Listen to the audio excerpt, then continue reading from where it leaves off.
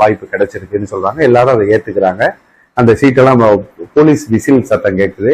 எல்லாம் அந்த சீட்டு கிட்டெல்லாம் எடுத்து நீலகண்ட பிரம்மச்சாரி பைக்குள்ள வச்சுக்கிட்டு மற்ற தஸ்தாவேஜெல்லாம் எடுத்துக்கிட்டு இவங்க அங்கேருந்து எல்லாரும் கலைஞ்சு போயிடுறாங்க.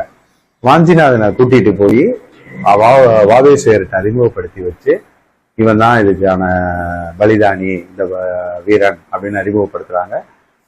வாவேசையர் தான் அவனுக்கு மனப்பயிற்சி, அவனுக்கு துப்பாக்கி சுடுற பயிற்சி இதெல்லாம் கொடுக்குறாரு. தைரியத்தை எல்லாத்தையும் கொடுத்து பாரதி பக்கத்துலதான் இருக்காரு.